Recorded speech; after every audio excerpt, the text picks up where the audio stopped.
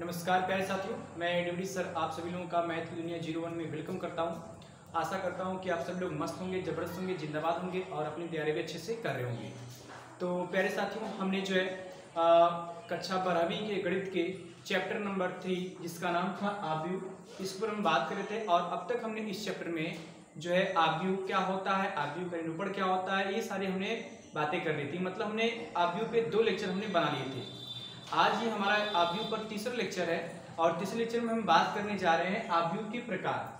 तो आव्यूह के प्रकार हमें पढ़ने कि आव्यूह कितने प्रकार के होते हैं, उनके नाम क्या है और हम लोग कैसे पहचाने कि वो कौन सा आव्यूह है।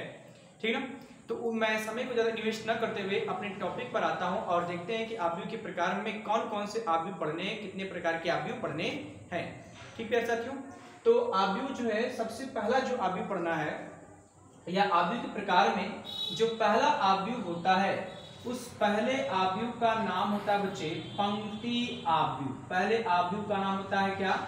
पंक्ति आव्यूह। ठीक है, ये आपका पहला आव्यूह हो गया। और इस पंक्ति आव्यूह को हम इंग्लिश में कहते हैं रो मैट्रिक्स। रो मैट्रिक्स ही आपका पहला आव्यूह पढ़ना है, पंक्ति आव्यूह। उसके बाद हमारा दूसरा जो आव्यूह पढ़ना है उसका नाम होता है स्तंभ आव्यूह। स्तंभ आव्यूह ये आपका दूसरा आव्यूह है, स्तंभ आव्यूह। और स्तंभ आव्यूह को हम कहते हैं कॉलम मैट्रिक्स। कॉलम मैट्रिक्स ये आपका दूसरा आव्यूह पढ़ना है। उसके बाद जो है हमें पढ़ना है क्या? उसके बाद हमें पढ़ना है तीसरा वाला वर्ग आव्यूह। तीसरा हमें पढ़ना है वर्ग आव्यूह हमें पढ़ना है। ये आपका तीसरा आव्यूह हो गया। और तीसरा वर्ग आव्यूह को हम लोग कहते हैं स्क्वायर मैट्रिक्स। ये आपका हो गया तीसरा स्क्वायर मैट्रिक्स। और उसके बाद जो हमें पढ़ना है उसको ध्यान समझने का प्रयास कीजिएगा। चौथा हमें पढ़ना है विकर्ण आव्यूह। ये हमको पढ़ना है विकर्ण आव्यूह। और विकर्ण आव्यूह को हम इंग्लिश में कहते हैं डायगोनल मैट्रिक्स। डायगोनल मैट्रिक्स ये आपका चौथा भी हो गया। ठीक है। उसके बाद हमें पढ़ना है पांचवा हमें पढ़ना है अदिश आव्यूह। पांचवा हमें पढ़ना है क्या? अदिश आव्यूह। और अदिश आव्यूह को हम इंग्लिश में कहते हैं स्केलर मैट्रिक्स।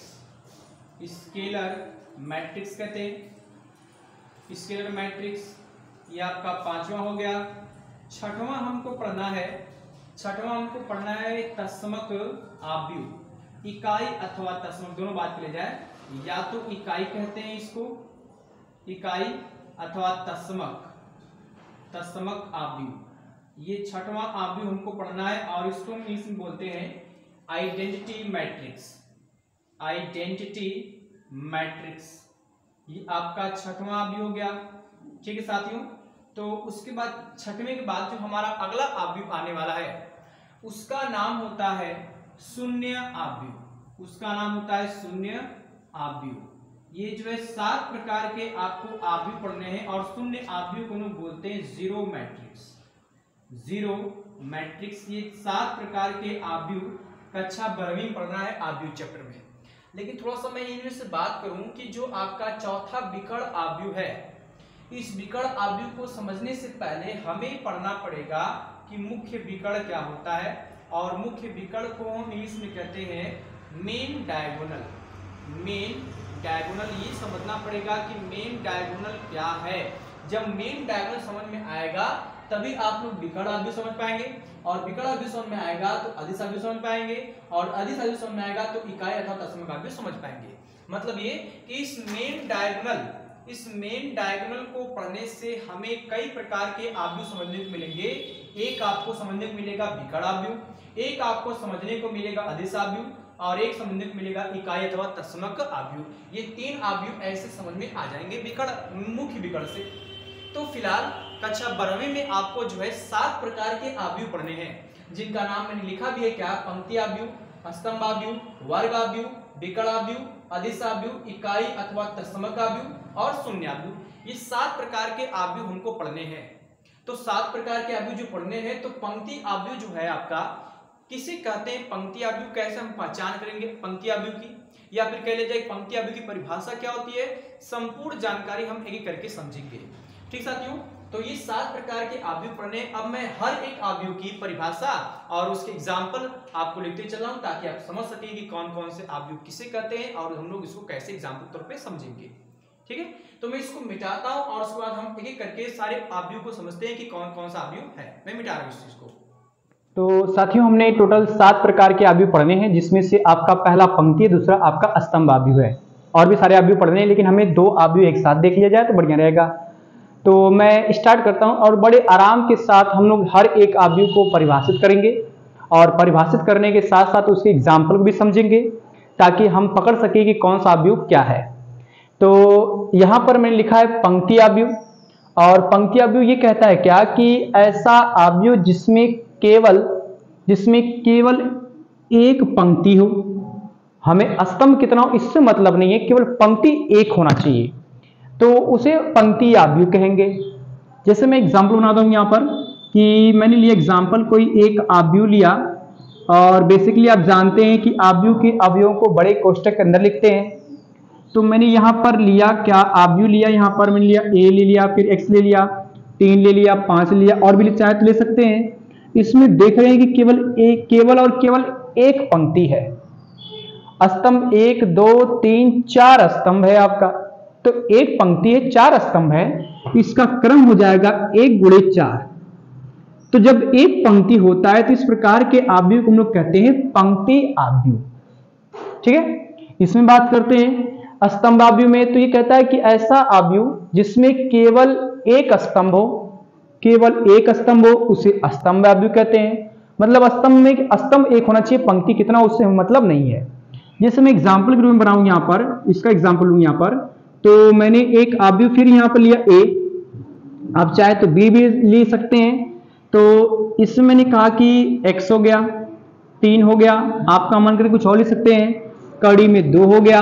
इसमें देख रहे हैं केवल एक स्तंभ है, लेकिन पंक्ति 1 2 3 पंक्तियां हैं, तो ये हो जाएगा 3 गुणे 1, मतलब एक स्तंभ है 3 पंक्ति। तो इस प्रकार के आव्यूह को हम लोग कहेंगे स्तंभ आव्यूह।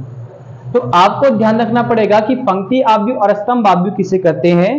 पंक्ति आव्यूह में केवल चेक करना है कि एक पंक्ति होना चाहिए और स्तंभ आव्यूह में केवल एक स्तंभ होना चाहिए। तो इस प्रकार के आव्यूह को हम कहेंगे पंक्ति और स्तंभ आव्यूह कहेंगे। अब थोड़ा सा मैं इसी के साथ बात करता हूं वर्ग आव्यूह, और यहां पर मैं हेडिंग दे रहा हूं वर्ग आव्यूह की, वर्ग आव्यूह। और इस वर्ग आव्यूह को हम इंग्लिश में कहते हैं स्क्वायर मैट्रिक्स। ठीक है साथियों, तो वर्ग आव्यूह किसे कहते हैं जरा ध्यान दीजिएगा। मैं यहां पे इसकी परिभाषा लिख रहा हूं यहां पर क्या, कि ऐसा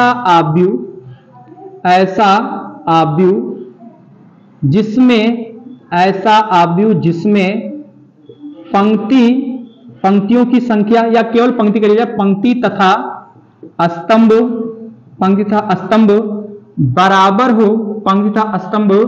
बराबर हो, उसे वर्ग आव्यूह कहते हैं। तो आपको ध्यान देना यह है कि मतलब ये कि जब किसी आव्यूह में पंक्तियों की संख्या स्तंभों की संख्या के बराबर हो जाए, पंक्तियों की संख्या स्तंभों की संख्या बराबर हो जाती है, तो उसे वर्ग आव्यूह कहते हैं। जैसे मैं एग्जाम्पल लेता हूं यहां पर इसका, तो मैंने एक आव्यूह लिया, आव्यूह ए लिया, कैपिटल ए, और कैपिटल ए में मैंने कहा यहां पर कि आपका हो गया x, फिर मान लो -2 हो गया, 1 हो गया 0। इसमें देख रहे हैं कि 2 पंक्ति है और 2 स्तंभ है, अर्थात इसका क्रम हो जाएगा 2 गुणे 2।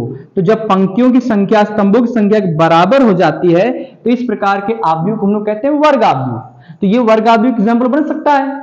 एक और बना लिया जाए, मैंने एक आव्यूह बी लिया, इसमें मैंने कहा भाई यहां पर कि x हो गया, y हो गया, z हो गया, फिर a b c कहा, 1 2 3 कहा। इसमें देख रहे हैं क्या कि 3 पंक्ति है और 3 क्या है, स्तंभ है ना। तो इसका क्रम हो जाएगा 3 गुणे 3। इसमें भी देख रहे हैं क्या पंक्ति संख्या स्तंभों की संख्या बराबर है, तो इसे हम लोग कहेंगे वर्ग आव्यूह। मतलब वर्ग आव्यूह में ये ध्यान देना है इसमें कि जिसमें पंक्तियों की संख्या बराबर हो किसके, स्तंभों की संख्या के, तो उसे हम वर्ग आव्यूह कहेंगे। ठीक साथियों, तो ये 3 आव्यूह मैंने आपको बता दिए। अब आप जो है इसका स्क्रीनशॉट लेकर परिभाषा और प्रॉपर तरीके से एक नोट्स बना सकते हैं। हम लोग आगे बढ़ते हैं और देखते हैं कि अगला आव्यूह हमारा क्या है। तब तक मैं इसको मिटा रहा हूं, ठीक है।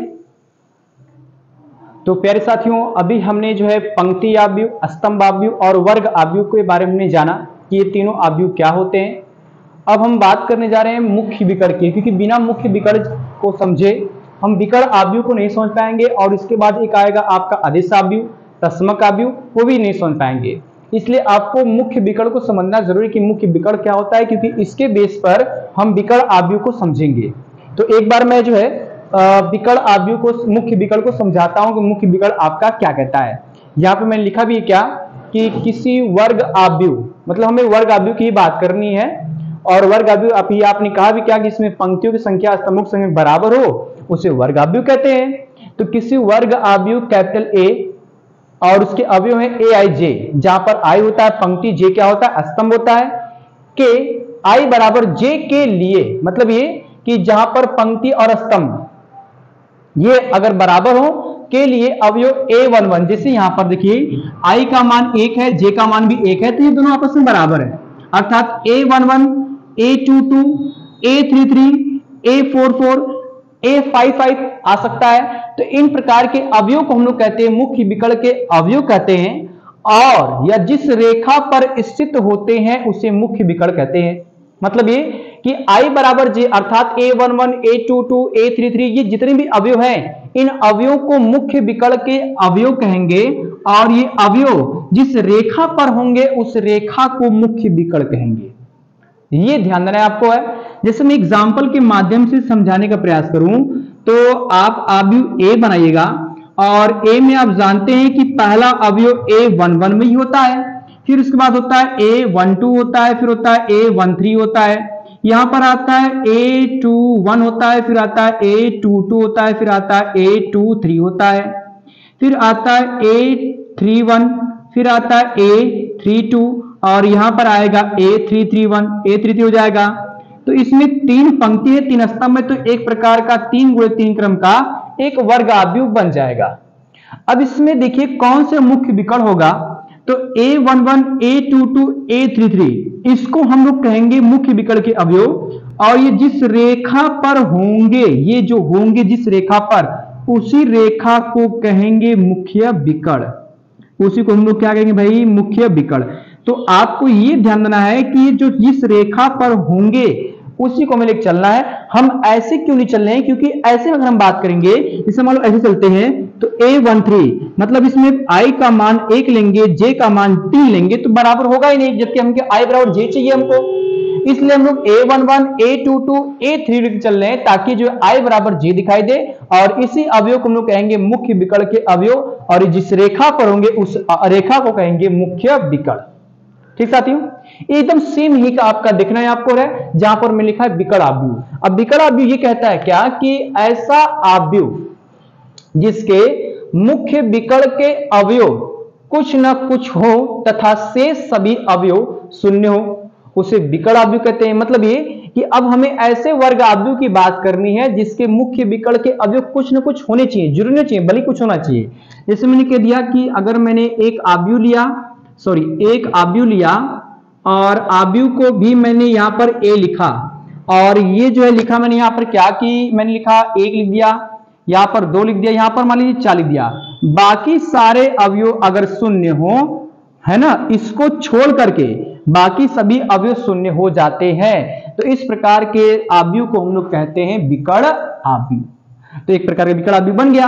हाँ, एक और बना सकते हैं क्या, यहां पर मैंने लिया x 0 पे लिया, यहां पर 0 लिया, फिर मैंने यहां b लिया, तो ये विकर्ण आव्यूह है।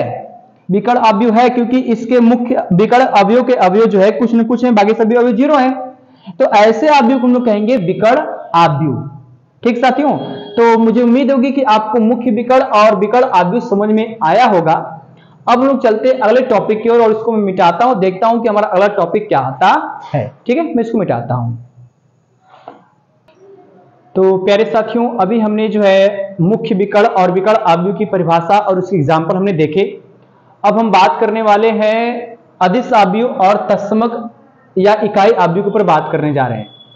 तो अदिश अवयव भी बहुत आसान है और इकाई अथवा तस्मक अवयव भी बहुत आसान है। दोनों को हम लोग एक बार समझते हैं कि क्या होता है उसकी एग्जाम्पल, फिर हम लोग आगे बढ़ेंगे। अदिश अवयव कहता क्या है कि ऐसा वर्ग अवयव, मतलब वर्ग अवयव हम जानते हैं कि जिसमें पंक्तियों की संख्या स्तंभों की संख्या बराबर हो उसे वर्ग अवयव कहते हैं। तो ऐसा वर्ग अवयव जिसके मुख्य विकर्ण के अवयव समान हो तथा शेष बचे सभी अवयव शून्य हो उसे अदिश अवयव कहते हैं।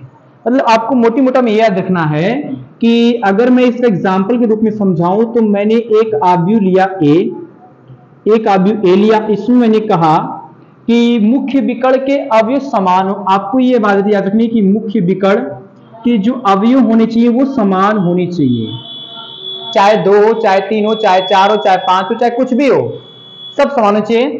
तो मैंने लिया यहां पर 2 लिया, यहां भी 2 लिया, यहां भी 2 लिया, इन सबको छोड़कर बाकी जो बचेगा वो शून्य होना चाहिए। अगर ऐसा होता है तो हम कहेंगे कि इस प्रकार के अवयव को अदिश अवयव।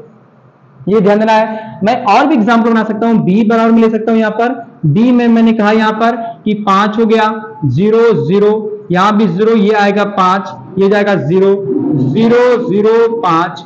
तो इस प्रकार के अवयव को हम लोग कहेंगे कि आपका अदिश अवयव है। मतलब ये कि मुख्य विकर्ण के अवयव समान होने चाहिए। अगर ये 2 है तो ये भी 2 होना चाहिए, ये 5 है तो 5 होना चाहिए, 3 है तो 3 होना चाहिए, -1 है तो -1 होना चाहिए। इनको छोड़कर बाकी सभी अवयव शून्य होने चाहिए। तो हमें ध्यान क्या रखना है कि मुख्य विकर्ण के अवयव समान हो तथा शेष सभी अवयव बचे हुए जितने भी होंगे वो सब शून्य होने चाहिए। तो इस प्रकार के अवयव को अदिश अवयव कहेंगे। अब जस्ट इधर देखते हैं हम लोग हैं, ये कह रहा है क्या कि इकाई अथवा तत्समक अवयव कह रहा है क्या कि ऐसा वर्ग अवयव, इसमें भी वर्ग अवयव है, जिसके मुख्य विकर्ण के अवयव केवल एक हो। ध्यान देना है आपको, केवल क्या हो आपके एक हो तथा शेष बचे सभी अवयव शून्य हो उसे इकाई अथवा तत्समक अवयव कहते हैं। इसे आई से प्रदर्शित करते हैं। आई मतलब आइडेंटिटी अर्थात तत्समक अवयव। ठीक है साथियों, तो मैं इसका एग्जाम्पल लिखता हूं, यहां पर हूं, एग्जाम्पल के समझेंगे। मैंने लिखा यहां पर I2, तो I2 का मतलब क्या होता है? I3 भी आ सकता है, I4 भी आ सकता है। I2 का मतलब ये होगा कि 2 पंक्ति होगी और 2 स्तंभ होगा। तो मैं यहां पर I2 मतलब 2 पंक्ति 2 स्तंभ, और मुझे इस प्रकार लेना है कि इसके मुख्य विकर्ण के अवयव केवल एक हो, मतलब ये 1 होगा तो यहां भी 1 होगा, बाकी सब 0 होंगे। तो इस प्रकार के अवयव को हम लोग कहेंगे इकाई अथवा तत्समक अवयव। हम I3 भी बना सकते हैं, यहां पर है I3, और I3 बनाएंगे तो आएगा यहां पर 1 लिया जाए क्योंकि 1 ही लेना है, 1 लेना कुछ और नहीं, 1 फिर 0 फिर 0 0 1 0 0 0 1, ये भी ले सकते हैं। मुख्य विकर्ण के अवयव 1 हो, शेष बचे सभी अवयव शून्य हो। तो इस प्रकार के अवयव को हम लोग कहेंगे इकाई अथवा तत्समक अवयव। ये वाला अवयव 2 गुणे 2 क्रम का वर्ग अवयव है, ये वाला अवयव 3 गुणे 3 क्रम वाला वर्ग अवयव है। तो इस तरह से हमने जो है अदिश अवयव और इकाई अथवा तत्समक अवयव भी समझ लिया। तो साथियों आपको जो है इस बात का ध्यान देना है कि हमें किस तरह से अवयव को समझना है और किस प्रकार से पढ़ना है। तो मैं इसको मिटाता हूं और मिटाने के बाद एक अवयव और बचा हुआ है, आपको उसको पढ़ाता हूं। उसके बाद एक नया टॉपिक आएगा जिसको हम लोग कहेंगे अवयवों की समानता, जिसके आधार पर सवाल भी लगाने हैं। तो वो बताने के बाद फिर हम लोग चलेंगे अगले लेक्चर में, और अगले लेक्चर में आपको एग्जाम्पल बताया जाएगा, साथ ही साथ आपके प्रश्नावली के सवाल भी लगाए जाएंगे। ठीक है ना। तो मैं इसको मिटाता हूं, एक बार इसका आप स्क्रीनशॉट ले सकते हैं या फिर नोट्स कर सकते हैं, जैसे ठीक लगे आप उसको पढ़ सकते हैं। ठीक है, मैं मिटाता हूं इसको। जो है अदिश अवयव और तत्समक अवयव को समझा और इसकी एग्जाम्पल भी देखें। अब हमारे पास है शून्य अवयव, और शून्य अवयव किसे कहते हैं मैंने इसकी परिभाषा यहाँ पे लिखी हुई है, एक बार मैं इसको पढ़ता हूं, उसके बाद हम आगे बढ़ते हैं। शून्य अवयव कहता है क्या कि ऐसा अवयव जिसके सभी अवयव शून्य हो। मतलब याद रखना है क्या कि अगर किसी अवयव में सब शून्य हो जाता है तो हम लोग बोलेंगे शून्य अवयव। जैसे एग्जाम्पल के रूप में आप बना सकते हैं, यहाँ पर है कि मैंने एक अवयव कैपिटल ए लिया और उसमें लिखा यहाँ पर 0 0 0 0, ये हो गया शून्य अवयव, सबके सब 0 होने चाहिए तो शून्य अवयव हो जाएगा। शून्य अवयव को हम लोग जो है रिक्त अवयव भी कहते हैं। शून्य अवयव को हम लोग जो है रिक्त अवयव भी या रिक्त अवयव के नाम से भी जाना जाता है, चाहे शून्य अवयव कहिए चाहे रिक्त अवयव कहिए, बात एक ही है। अब हम लोग इस पर आते हैं नए टॉपिक पर। थोड़ा सा ये नया टॉपिक है, ध्यान रख समझना है। इसमें हमें समझना है क्या है कि अवयवों की समानता, मतलब ये कि 2 अवयव समान कब होंगे या बराबर कब होंगे। तो इसलिए शर्त ये है, ये कह रहा है क्या कि कोई दो अवयव सम अथवा समान होंगे, मतलब बराबर होंगे या समान होंगे। कब होंगे? यदि उनके कोटि तथा संगत अवयव बराबर हो। मतलब दो अवयव को बराबर होने के लिए उनके कोटि और संगत अवयव बराबर होने चाहिए, तभी अवयव समान होंगे। अब जैसे मैंने एक क्वेश्चन लिखा यहां पर है कि अवयव एक आपका ये है और इसी के बराबर एक अवयव ये दिया है, तो कह रहा है यक्स तथा ए का मान ज्ञात कीजिए। मतलब यहां पर दो अवयव आपके बराबर हैं, तो जब दो अवयव बराबर हैं तो इनकी कोटि भी बराबर होगी और संगत अवयव भी बराबर होंगे। संगत अवयव और कोटि दोनों बराबर होंगे, है ना, दोनों बराबर होंगे। तो यहां से देखिए ध्यान से कि जब ये दोनों अवयव बराबर हैं तो इनकी कोटि भी दो क्रम की, इनकी कोटि भी दो क्रम की। तो संगत अवयव मतलब 5 का संगत अवयव x है और 2 का 2 है ही है, 3 का 3 है ही है, a का संगत अवयव कौन है? 1 है। तो आप डायरेक्टली यहां बता सकते हैं सोल्यूशन में क्या कि x बराबर आपको मिल जाएगा 5, क्योंकि x मान निकालना है, तो x बराबर मिल जाएगा 5 और a बराबर मिल जाएगा 1। इस तरह मिल सकता है। तो दिमाग में ये रखना है कि अगर दो अवयव समान होंगे तो उनके संगत अवयव और कोटि भी दोनों बराबर होगी। ठीक है साथियों, तो आज बस करते हैं आज की वीडियो लेक्चर में। तो आपको कैसा हमारा आज का वीडियो लेक्चर लगा है ये हमारे कमेंट बॉक्स में जरूर बताइएगा और ज्यादा से ज्यादा हमारे चैनल को शेयर करिएगा, सब्सक्राइब कीजिएगा, बेल आइकन को जरूर दबाइएगा ताकि हमारी सबसे पहली वीडियो आप तक पहुंचे। Thank you for the watching this video.